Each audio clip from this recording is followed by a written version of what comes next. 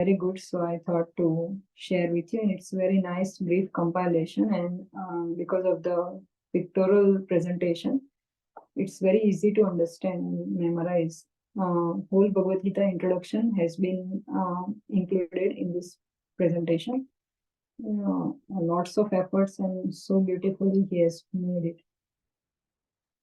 So we'll just pray to Srila Prabhupada. Om Ajnanatirandasya Jnananjana Shalakaya Chakshurun Militam Yena Tasmai Shri Gurave Namo Vishnu Padaya Krishna Prestaya Bhutale Srimate Bhakti Vedanta Swami Niti Namani Namaste Saraswati Deve Gauravani Prachari Nirvisheshanyavadi Pashyati Deshitari Jai Shri Krishna Chaitanya Prabhu Nityananda Shri Advaita Gadadhara Shri Vasadi Gaura Bhaktarani Hare Krishna, Krishna Krishna, Hare Hare, Hare Ram, Ram Ram, Hare. Okay, so we'll start with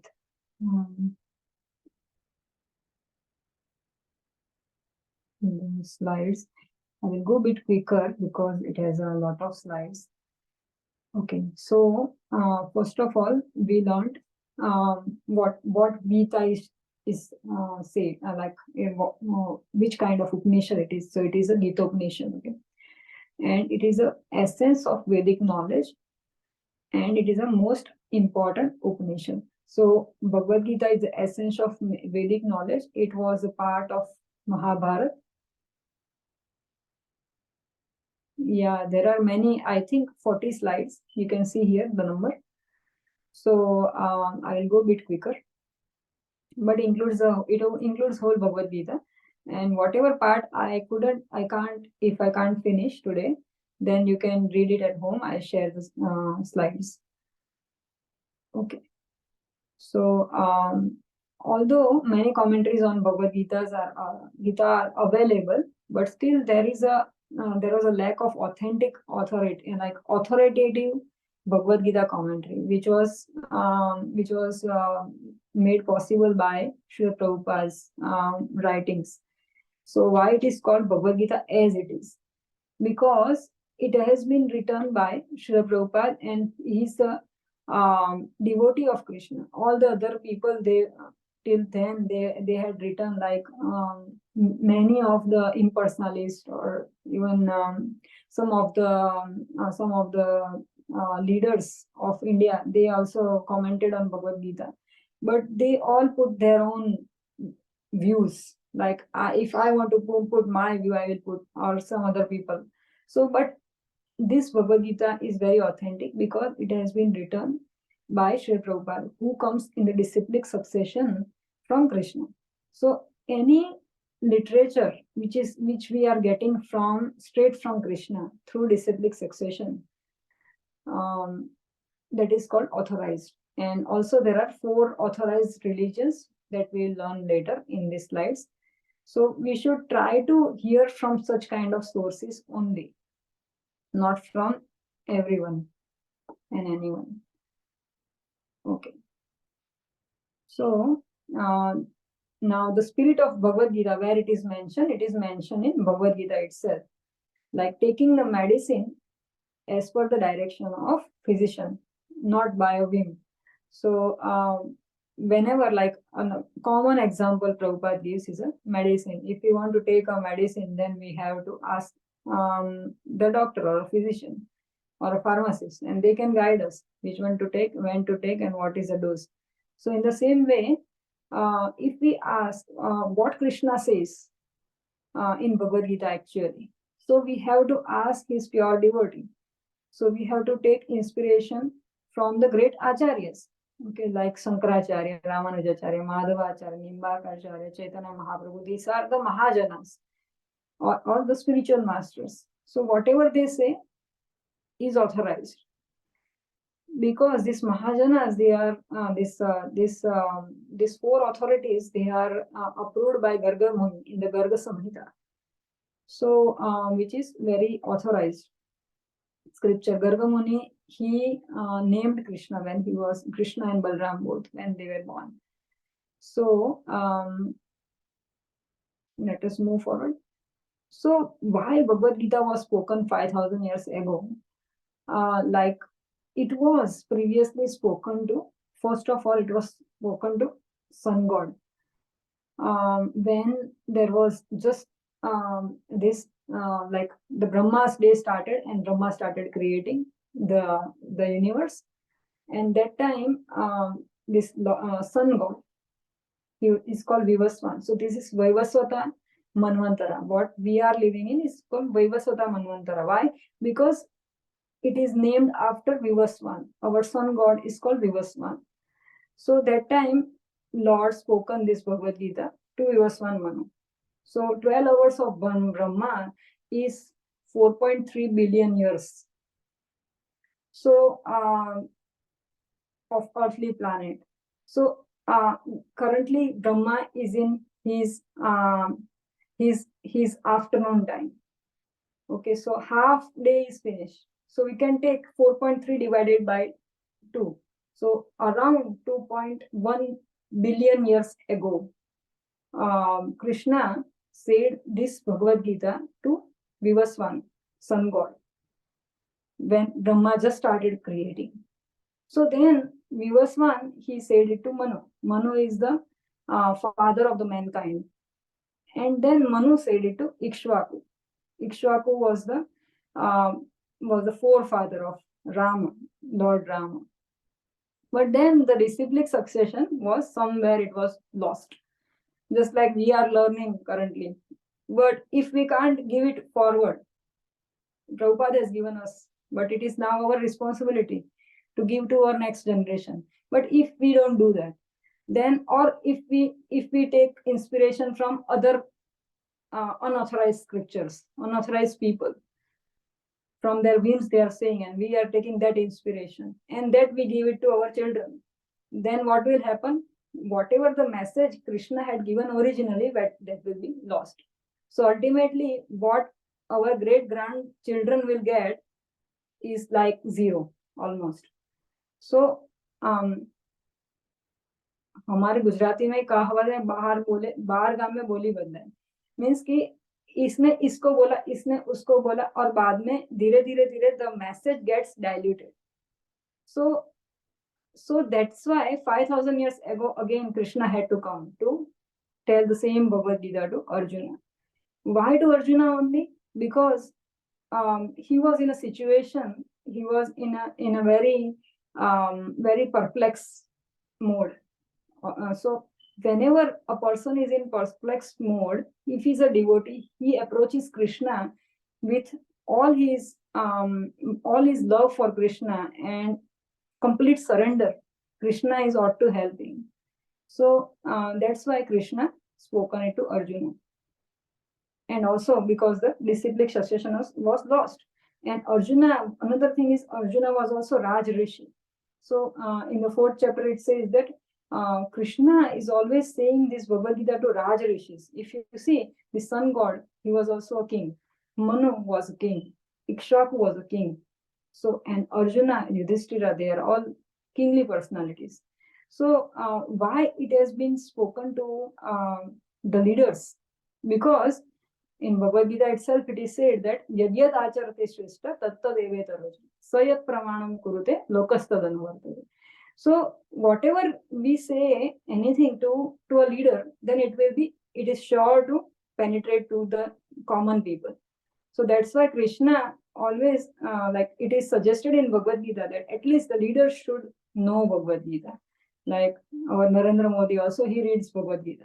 So, and Sarvapalli Radhakrishnan, he also knew Bhagavad Gita very well, but he was a bit impersonalist. He misinterpreted. Also, Gandhiji knew Bhagavad Gita.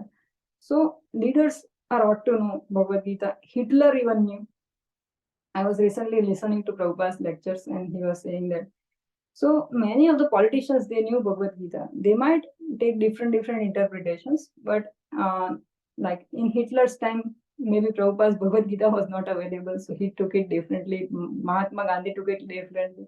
But now, like Narendra Modi, he's following his own, so he might just give it to, is very nicely following Bhagavad Gita. So, and another qualification is he should be a devotee or a friend. Bhakto si me sakha cheti rahasya me etadutam. So, Krishna, this is a confidential knowledge which Krishna shares in Bhagavad Gita. Also, although it is revealed, although it is declared, but it is still confidential. Why? Because only devotees can understand. That's why 9th chapter is called most confidential knowledge. Also, although it is revealed, but it is still called confidential, because only devotees can understand Krishna and what Krishna says. That's why Prabhupada's Bhagavad Gita is also, in a sense, very authentic. So, in the introduction itself, it is also other parts of devotees, they are been stated. They are Gnanis, Yogis, and Bhaktas. So Gnanis are usually impersonalists. They believe in Brahma Jyoti. Yogis are the people who believe in the Paramatma realization, or the super soul. And Bhaktas are the devotees. They believe in Paramatma as well as a personality of Godhead who is existing separately from a normal human being, other than the super soul, and he is in Goloka. So he believes in personal feature of Krishna and worships him. So a devotee, how he can worship Krishna?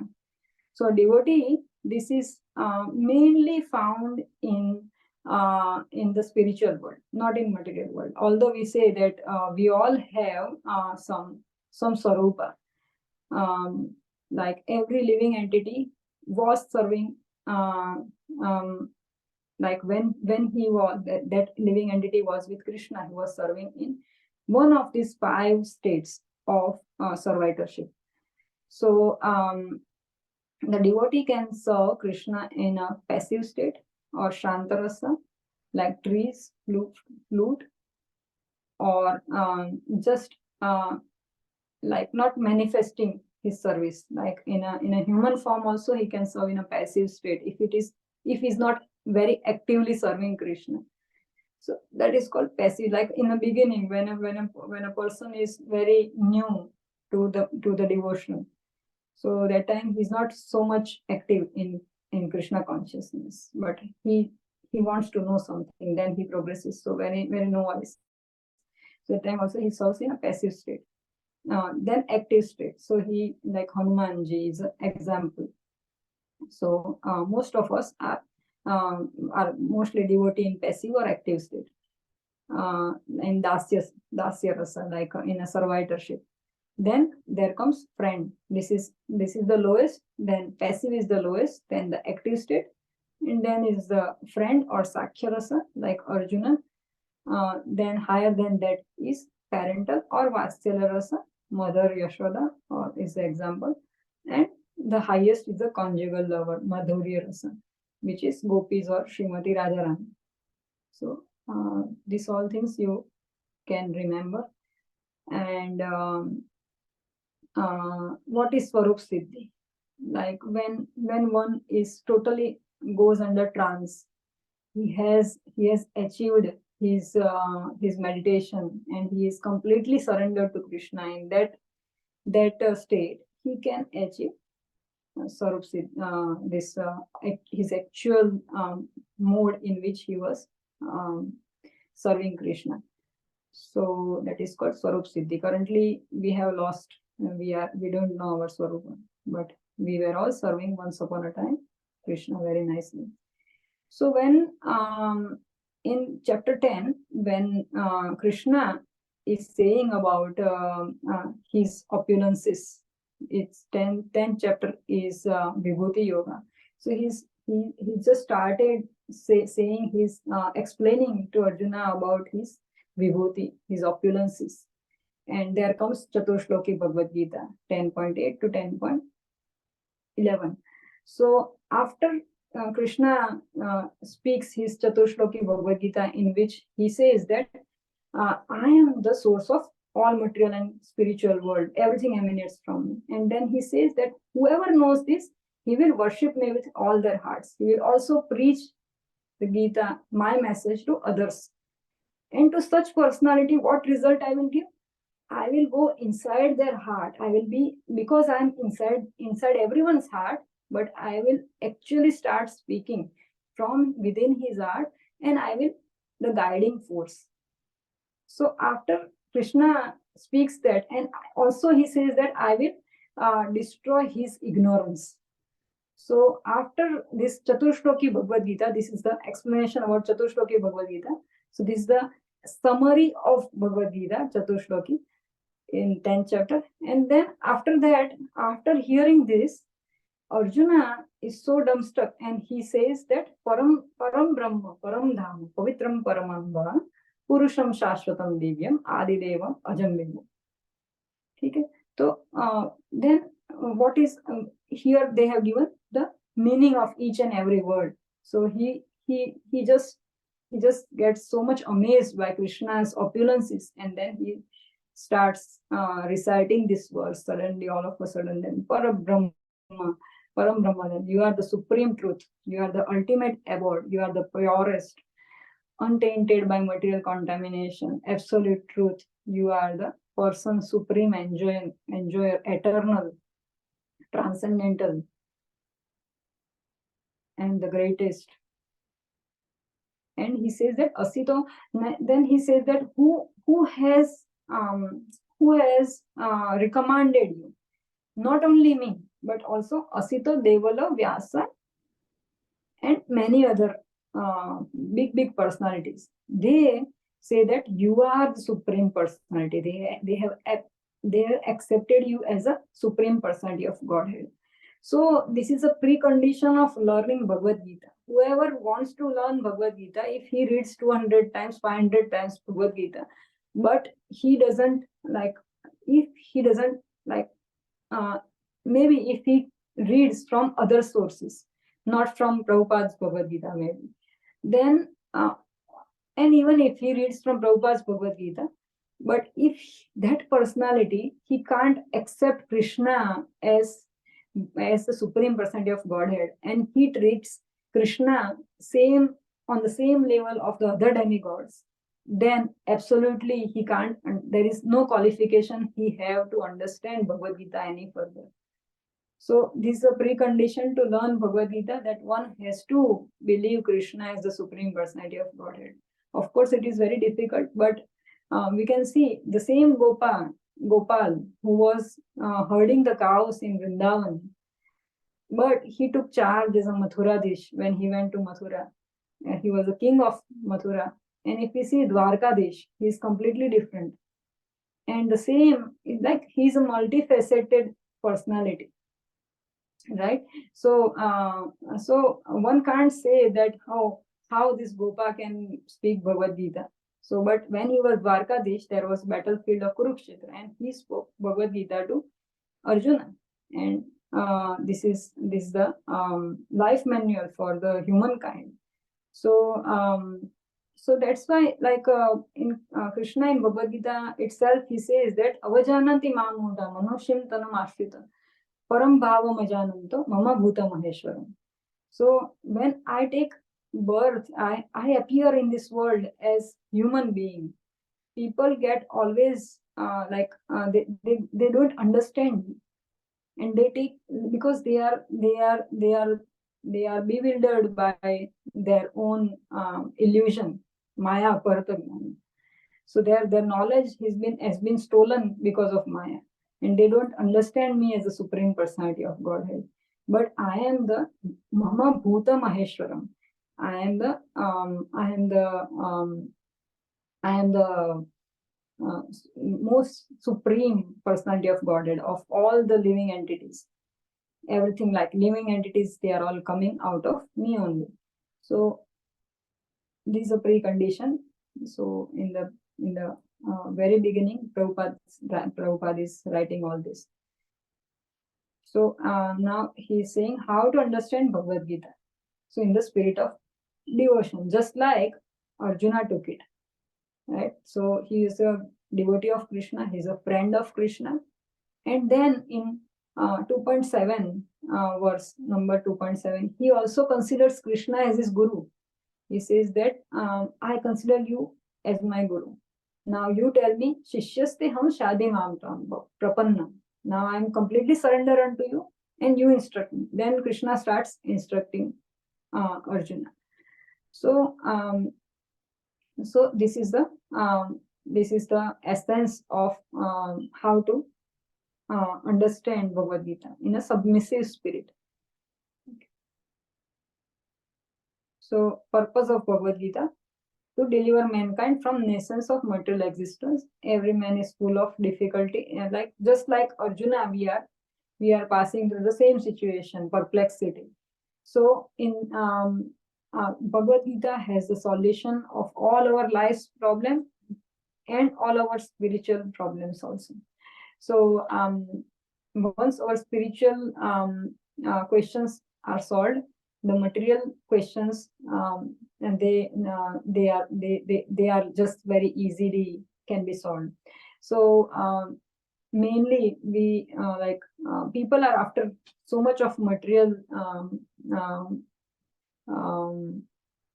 like they are material achievements, or they want something, so material wants, but they don't understand that by solving their spiritual problems or spiritual questions, they can actually easily cross over their material existence and also the material problems, obviously. So that's why it is difficult for we to preach Bhagavad Gita and people to understand Bhagavad Gita. So by surrendership, at least we should at least try to surrender to Krishna, and that's how we can learn Bhagavad Gita. So some people say that who knows who has written Bhagavad Gita? We don't know. Krishna has written it or not, or whoever. Even Bhagavatam people don't believe. But like I have heard from great personalities that at least if we read it, are we going to get any harm? We are not. So at least we should approach Bhagavad Gita in such a way that let me just read it and let me just try to understand it. If at all you don't believe that Krishna has written it or from where it has come. But this should be our approach. And then slowly a person starts believing in Krishna. It's not like from the beginning, it's not possible that a person surrenders unto Krishna and hears Bhagavad Gita from a right source, just like Arjuna. So that's not possible in today's era. So if at all he can approach just like a problem solver, just like a guide to my problems, then also he can maybe he can eventually he can come to that point that Krishna, I believe in Krishna.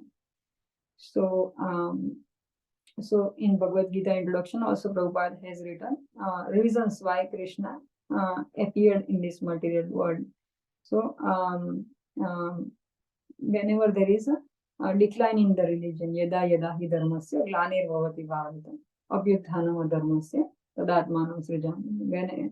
Whenever there is a decline in the religiosity and rise in the irreligiosity, and to fight with the irreligiosity, he comes, and the main reason is to give happiness to his devotees. Okay, and the secondary reason is to annihilate the demons. So that is secondary reason. Why it is a secondary reason? Because like Krishna can bring the earthquakes or the tsunami, and these demons can be cut down easily.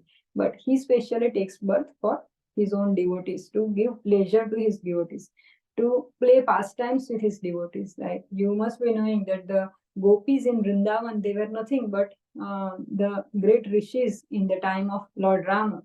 They saw Lord Rama and they started wondering that someday we would like to have him as our husband. And these were their inner thought, and then Krishna got it fructified when he took birth on this earth 5,000 years ago. So he comes on earth to fulfill his devotees' desires, basically. So then there are 5 topics of Bhagavad Gita. Like in this material world, there is nothing beyond these 5 topics. So Bhagavad Gita includes everything. So these 5 topics are Ishvara, Jiva, Prakriti, Kala, and Karma. Ishvara is God, the supreme controller. Jiva, living entity. Prakriti means material nature. Kala means time, and karma, activity. So one by one, in a very brief, Prabhupada has tried to talk about these 5 aspects of Bhagavad Gita. So Bhagavad Gita is more or less playing around these 5 aspects. So any verse you take, these 5 aspects will be included. One or more of 5 aspects would have been included in that verse. And so this is a very profound knowledge. So Ishvara means the Supreme Personality of Godhead. So this living entity, like we saw previously, that Krishna can be understood in 3 aspects, in a Brahman realization, Paramatma, and Bhagavan realization. Out of these 3, Bhagavan realization is the highest, topmost. And so the living entities are bit similar to Ishvara, but not quantitatively. Like Ishvara is in everyone's heart, and that's why people can, I can understand what is going inside me, but I can't understand what is going in other people's heart. But Krishna knows each and everyone's heart. So and he fulfills. He's a fulfiller of our desires. That's why. So he is in everyone. And in the 9th chapter also it is saying that I am there in everyone, but everyone doesn't is not in me. So the material nature, Kala, are working under the direction of the Lord. So everyone is working actually. Material nature, Kala, living entities. So Maya Dhakshana Prakriti, Suyate Sacharachara, Krishna says in Bhagavad Gita. So Krishna is the controller. He's a supreme controller. So in Bhagavad Gita, Prabhupada has given a very beautiful picture of people are shown as puppets. And then there are 3 modes of material nature. So this material nature, Krishna is acting as 3 modes of material nature, like mode of goodness, passion, and ignorance. So Krishna is represented as 3 modes of material nature, and these 3 modes of material nature, they are controlling factor, and we are acting just like the puppets in the hands of these 3 modes of material nature. So in a way, he's actually the controller, supreme controller. Then the second aspect of Bhagavad Gita is Jiva, or the living entity. So Jivas are the part and parcel of the Lord. Okay, so we are all part and parcels of the Lord, and in quality we are minute, but the quantity we are minute in quantity, but same in qualities. Little bit similar in quality. Quality wise also we are quite lower than Krishna. Okay, so Krishna is we are Anu, Krishna Vibhu. Okay, so we are infinitesimal. Krishna is infinite. And in 7th chapter, Krishna says, Buddhi Matasmi, Tejas Vinamaham. If we are intelligent, Krishna is the most intelligent. If we are Tejas Vinamaham, we are bright, Krishna is the brightest. Balam Balavatam Chaham, Kamaraga Vivarjitam. So if we have strength, Krishna is the best of the strength. So quality wise also he's quite far than us. So percentage wise, if we see Krishna has 100% of opulences, then the Vishnu forms, they have 94% of Krishna's opulences. Lord Shiva, he has 86% of Krishna's opulences. And the Jivas, highest of the Jivas, like Lord Brahma, if you see, he has 78% of Krishna's opulences. So, or maybe Prabhupada had 78%. So, nobody is equal to or nearby Krishna. Okay. Then there is a discussion about Prakriti. So material nature. So material nature is eternal, but it sometimes manifests and sometimes unmanifested.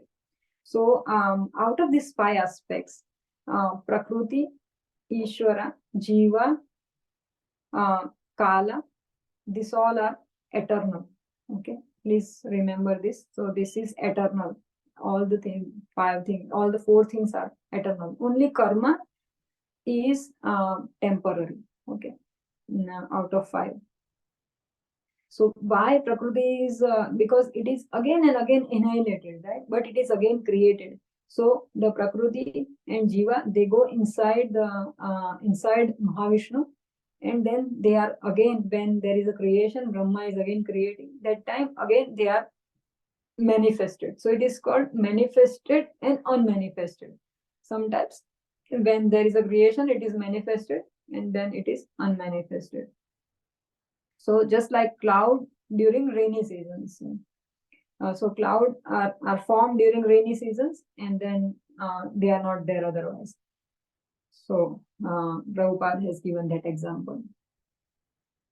So Krishna is the Purusha and Prakriti is female. Material nature constituted by 3 modes of material nature: passion and ignorance. We already discussed this. And Kala is the eternal time factor. So time factor is Krishna himself. Okay. So Kalosmi Lokakshayam. So in 11th chapter, Krishna says that I am the all-devouring time. Lokakshayam. Kshay. So I am the all-devouring time. Everything is devastated in the time factor.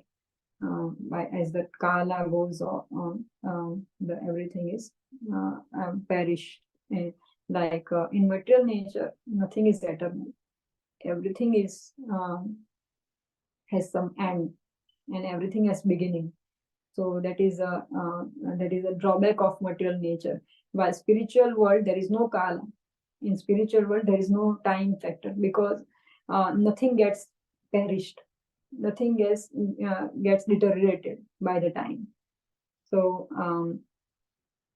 Kala factor applies only in the material nature. Karma. So karma is the combination of modes under the control and purview of time. So as per our mode of goodness, passion, and ignorance, as the time goes on, we do some activities, right? And because of our activities, we get affected. If we are doing some good activities, we are affected by the good activity, and we have to enjoy the fruits of that good activities.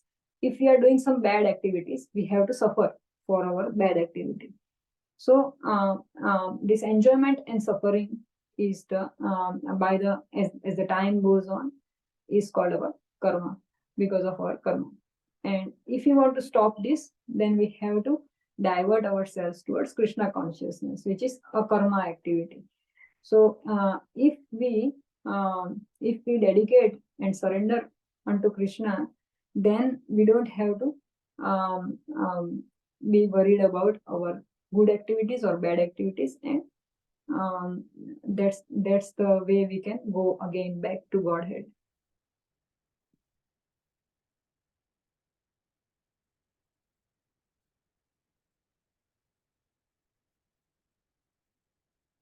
Okay, any questions till now? I hope you are listening, because I am only talking. Hare Krishna. Okay, so let's go ahead. Just a moment.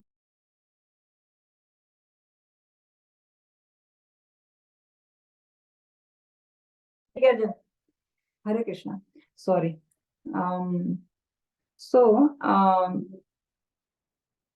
So here in chapter 13, Krishna says the difference between the Lord and the living entity. So one is Kshetrajna, and another is also a Kshetrajna, but for his own self. Then there is a difference between consciousness. Consciousness also, Krishna is supremely conscious, and we are conscious about only our own self. So in the similar way, it is there is a difference they have shown. You can read it. I will share this to you, and we can go ahead. So what is the consciousness and bhakti? So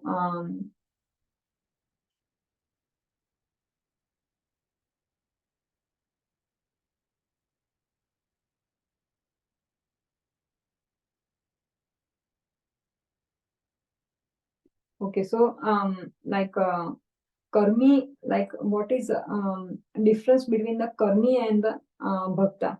Like up to karmis, they think about me, myself, and my family. And the bhakti yogi, he thinks about a general view, or about Krishna consciousness.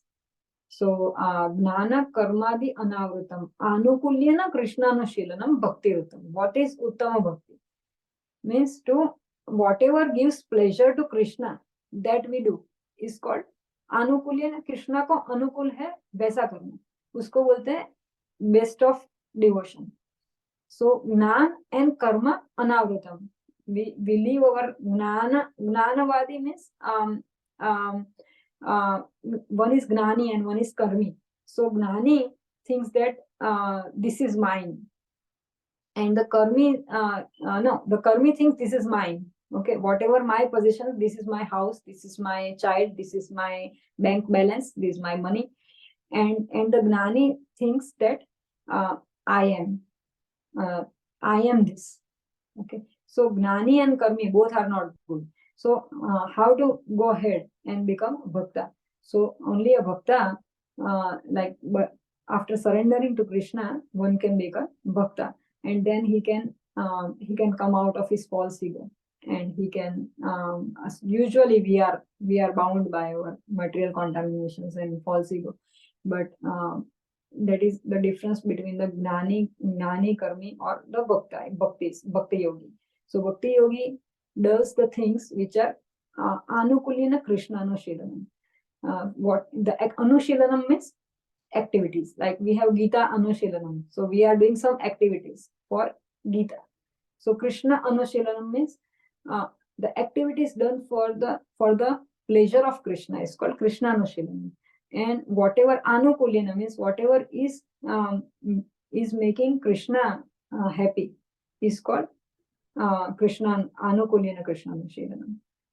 So that is the difference between bhakti yogi and gnani or karmi.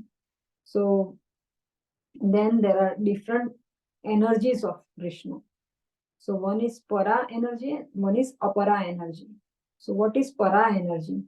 So para shakti is antaraga and tatastha. Para shakti is the superior energy of Krishna, and apara is the inferior nature of Krishna. So para is the spiritual and apara is the material or inferior nature. So that's why jiva also comes under para shakti. So here we will learn. So a material nature is bahiranga shakti, which is Maya Devi, like material world, this manifestation which contains the jad jagat, okay, the immovable world, material world is called apara shakti. That is also Krishna's energy, but it is inferior energy. And what is para or spiritual energy? One is antaranga and one is tatastha. Antaranga means internal potency and marginal potency. So internal potency and Krishna's marginal potency. Internal potency is Radharani, okay, and the marginal potency is Jivatma or the living entities. So both are Krishna's spiritual energies, and the Bahiranga energy or external energy is Krishna's inferior energy. Okay, so you don't have to remember these all things. Okay. So then there is a thing of called 24 elements of material world.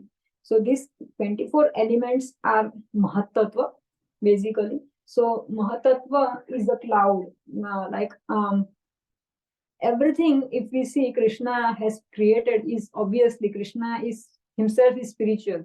So he will create only spiritual world. He can't create material world. But just like in a city, if we see there is a jail. A jail has a very 5% of area from the whole city. Like so, in the same way, when we the living entities were not trying to follow Krishna's commands, we were separated from Krishna, and from for like where to live.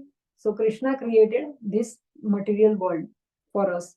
So what he did, there was a cloud called Mahatattva, and it covered the spiritual sky, and this is 1/4 part of the spiritual sky, and that because the spiritual sky was covered with this cloud, the area of spiritual world underneath this cloud became very dark. So that is why it is called material world. And here we need the sun, the moon, everything. We can't see otherwise. So and electricity, everything we need. But in spiritual world, they don't need, because everything is emanated from Krishna, and it is not needed. So Mahatattva contains 24 elements, and from that elements, this whole material world is created. So what are these 24 elements? These are the 5 great elements. We know earth, water, air, fire, and ether. Then 5 knowledge acquiring senses, 5 working senses, and 5 object of senses. And so these are the different senses and sense objects. And then there is mind, intelligence, and false ego, and unmanifested, or the Mahatattva. And there is also super soul. So okay, so that is a 25th element. So so these are the 24 elements, and then the super soul is the 25th element. Okay, so these are the short review of the elements. Then I was talking about the 4 Vaishnava Sampradayas. So Prabhupada hasn't mentioned this in the introduction so elaborately, but he has written very briefly. So you don't have to memorize what are the 4 Sampradayas, but you can just read out. It is good for your own knowledge and progress in spiritual life. Okay, so Vedic knowledge. So why we have to trust the Vedic knowledge? Why we have to trust the Vedas? Because if we see the cow dung is very is designated as a very pure material as per Vedas. But as such, it is just a dung, like a dog dung or anything. But why only cow dung is such auspicious thing?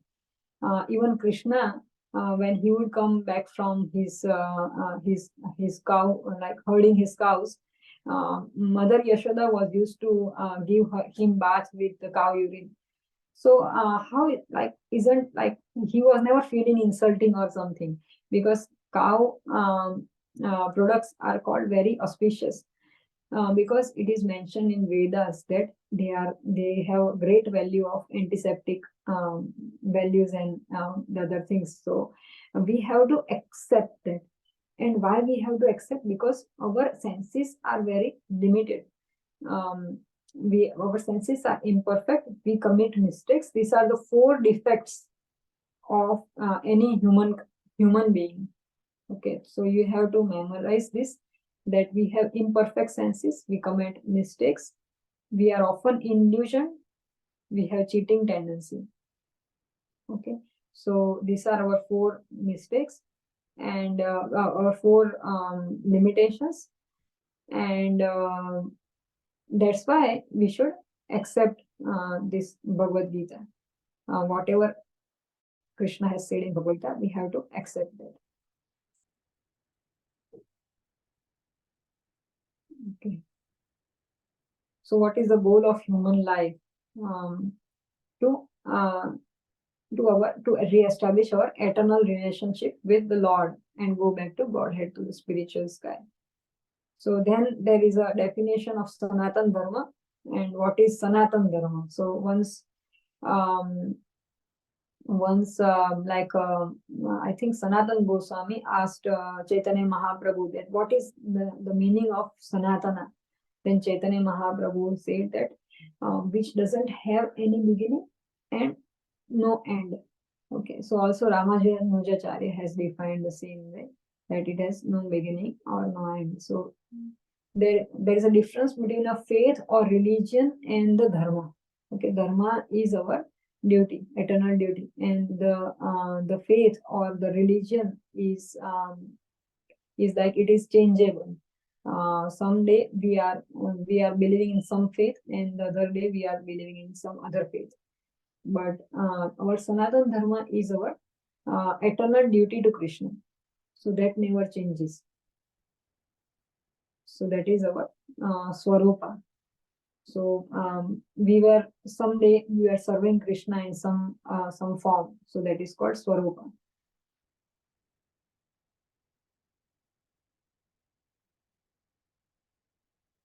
So just like we all are living entities, our main is servitorship. Like wherever we go, we are going to serve. Just like Prabhupada gives example of a typewriter. So if you send a typewriter to heaven, it will say tuck tuck tuck tuck tuck tuck. So that is his quality. In the same way, all the living entities, they also have some quality, and that is servitorship. So if we are not rendering service to Krishna, then we are going to serve our family, or our boss, or our dog. Okay, if not at all anyone else, then we will serve our dog or any animal.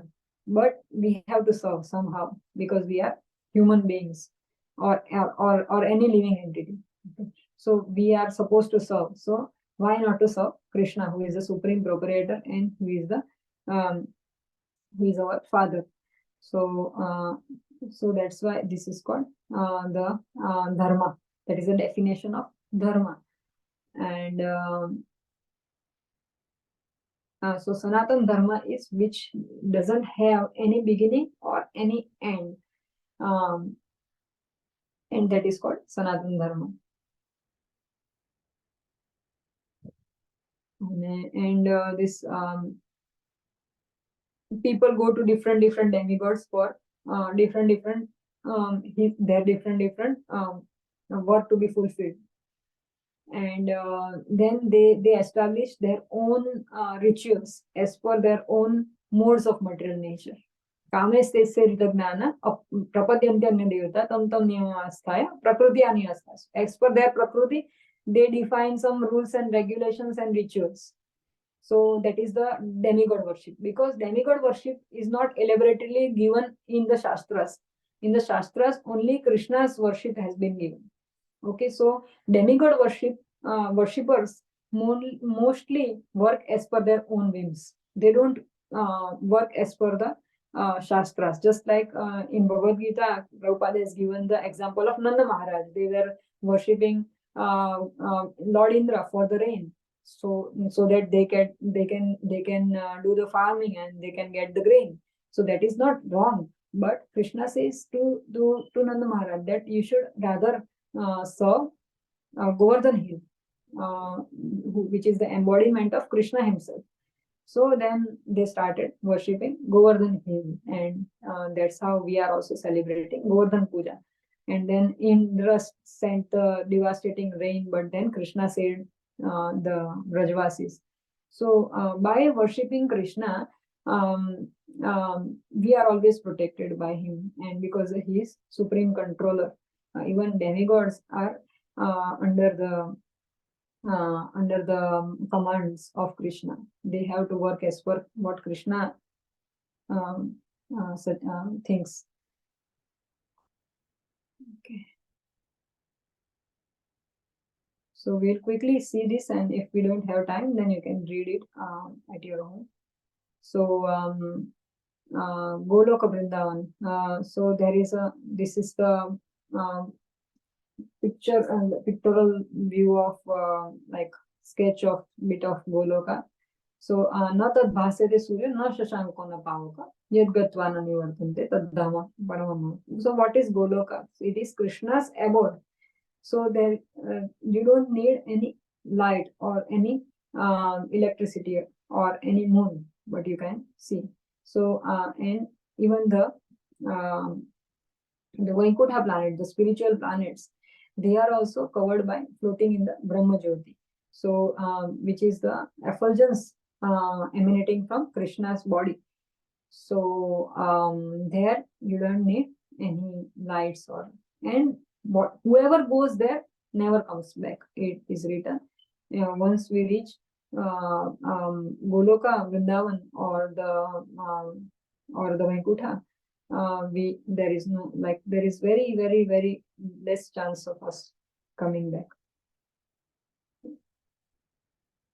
And then in Bhagavad Gita, also there is a bit explanation of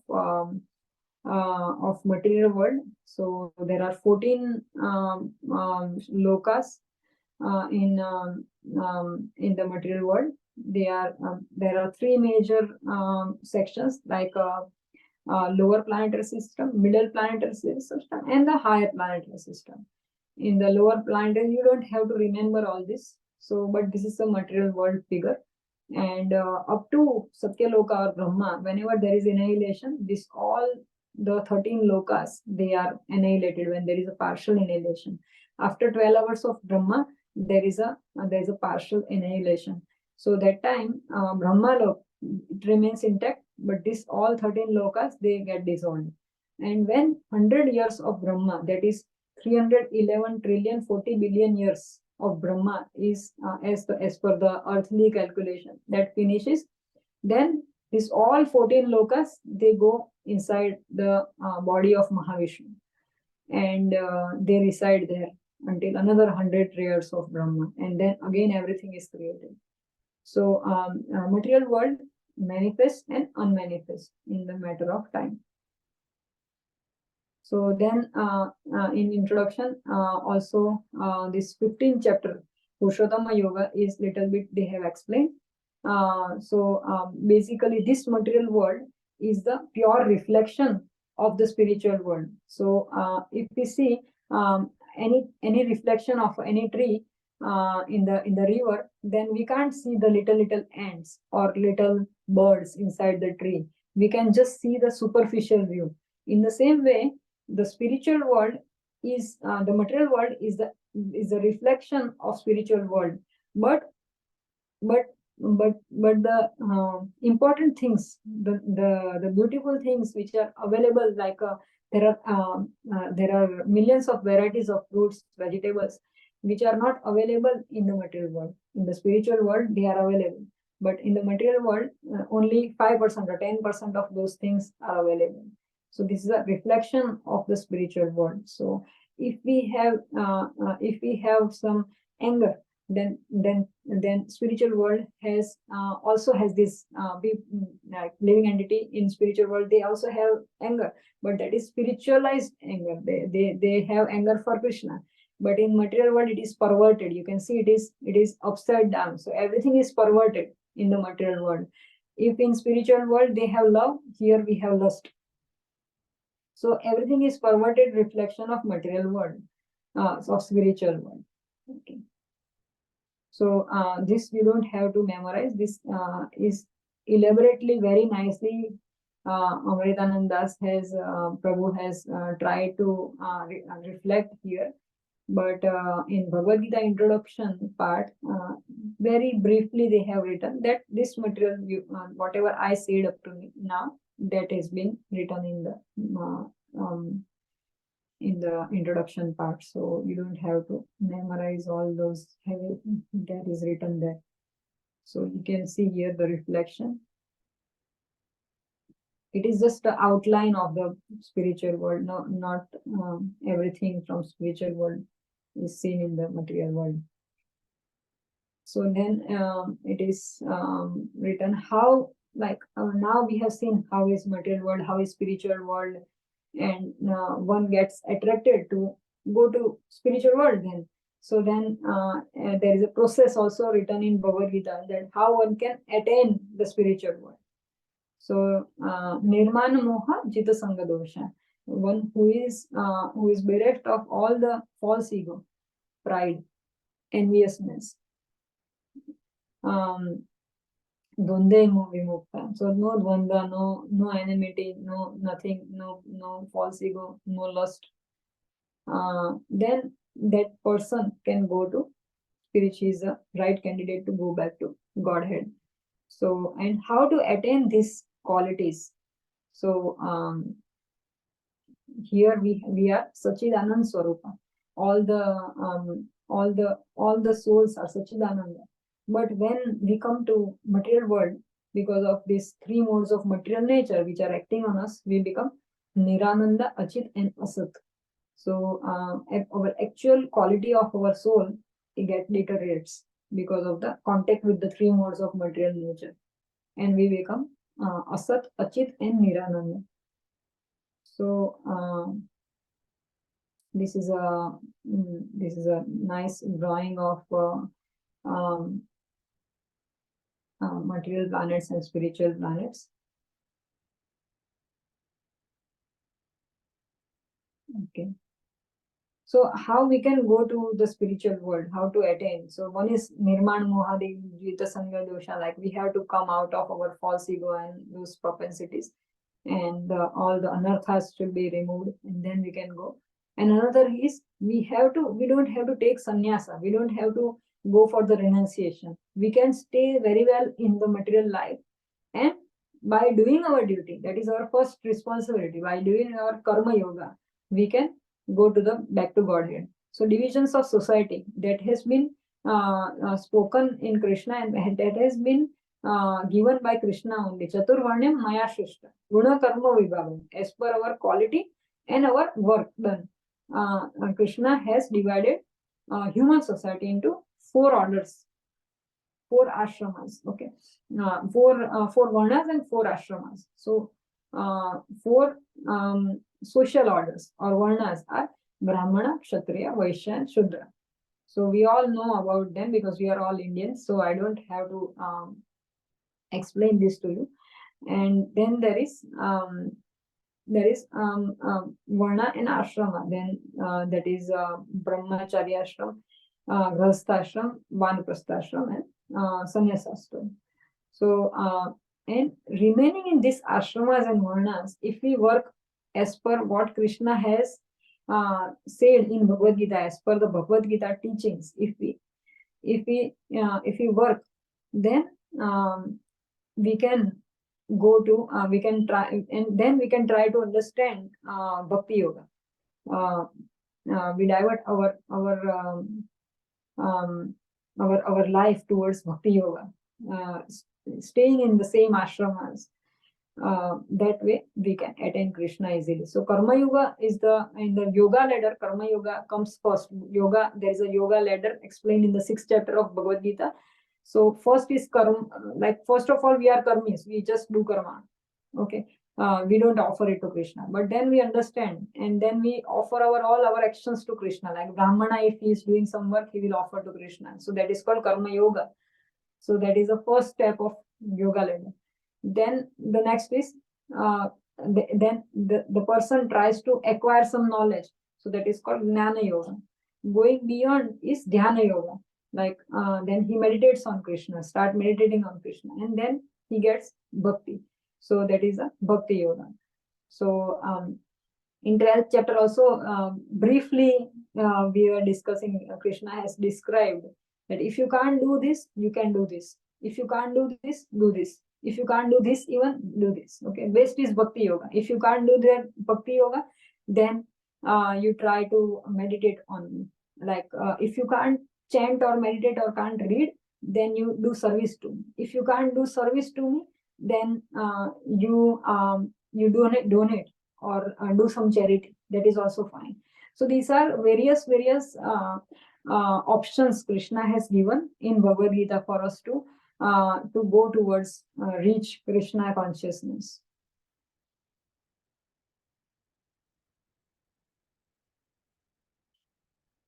Okay, then there is 9 process of Bhakti Yoga, 9 process of Bhakti Yoga, like Shravanam, Kirtanam, Vishnu Smaranam. It has been given in Bhagavad Gita by Srila Prabhupada. So I think that's all.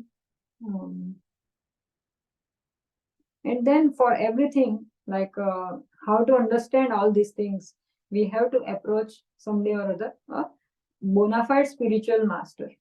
Only by approaching with full surrendership to a bona fide spiritual master, and to understand Tad Vijnanartham. Tad means Krishna. To understand Krishna, Sa Guru Eva Vigachet. So one should go to Guru. And how to approach Guru?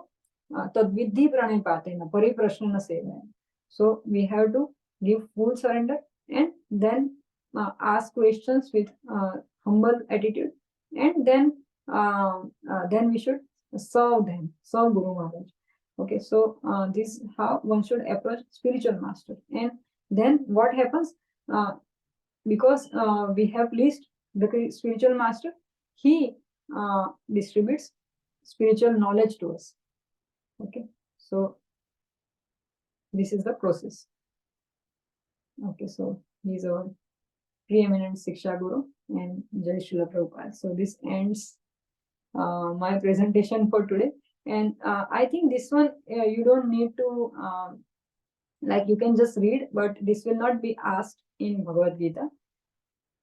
So these are the Gita Mahatmya shlokas. These are very nice, and you can read them and try to understand. If you don't understand, then you can ask me, but that will not be asked in the quiz.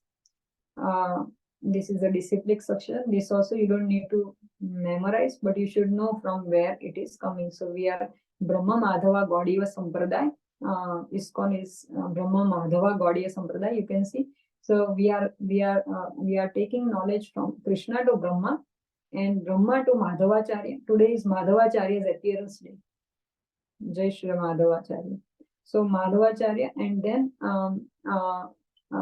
going downwards, then Chaitanya Mahaprabhu, Ishwara Puri, who is a spiritual master, Madhavendra Puri, then Ishwara Puri, and then Chaitanya Mahaprabhu.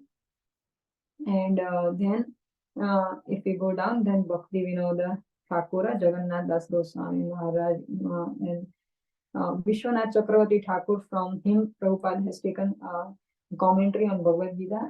Lots of places he states. And so we are coming down towards A.C. Bhaktivedanta Swami Sri Prabhupada. So it is an authentic, authorized religion. Okay. So 700 verses break up. 1 is spoken by Dhritarashtra, 41 by Sanjaya, Arjuna has spoken 84, and Lord Krishna has spoken 574. So because Prabhupada hasn't mentioned this in the introduction of Bhagavad Gita, this won't be asked, but you should know this. Okay, this we are ought to know this. Okay, thank you so much. And if you have any questions, you can ask. Thank you for your time.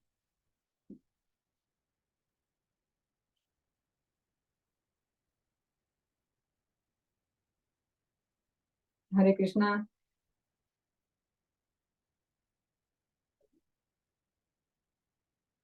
Okay, thank you so much.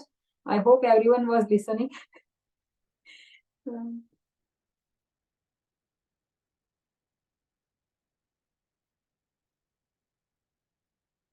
Okay, fine.